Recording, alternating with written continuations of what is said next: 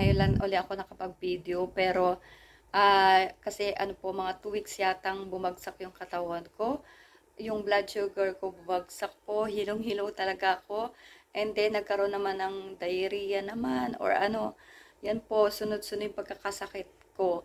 At parang 2 months yata, magto 2 months po ako walang Pearmax, walang Solmax, walang kahit anong RF3 World, basta prayers po at ating pananampalataya. So ngayon by the grace of God po, dumating yung aking Solmax. One time magbibideo po ako kung paano ko po ininom to. Pero this time po, gagawin ko siya na 2 beses sa isang araw. Pwede sana ng 3, 4, pero tama na yung 2 muna. Try ko yung 2. Sobrang sabi ko nga, parang isang sachet niya po ay 60 pesos.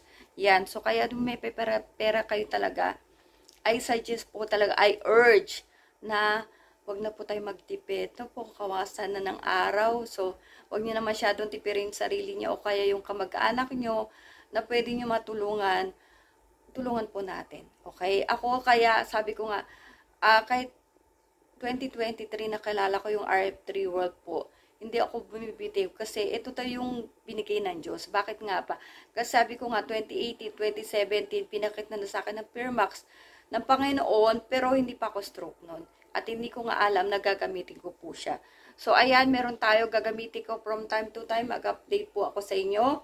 At yun nga, 2 po kasi pag ikaw member na kasi, pwede ka ng combination ng kahit anong products ng ano. So, Pearmax tsaka Solmax ang siguro pangatlo na ginagawa ko siya na combination po. Yan. Bagamat mabilis maubos po ang Solmax kasi 15 pieces nga lang po ito. And sabi ko, I think 2024 po yata lumabas to. Siguro kung before, baka mas na, although hindi ko kagad nga naisip, nasabi na sa akin ni Ronald, pero yan, sana nga lagi may biyaya para makabili po tayo na po.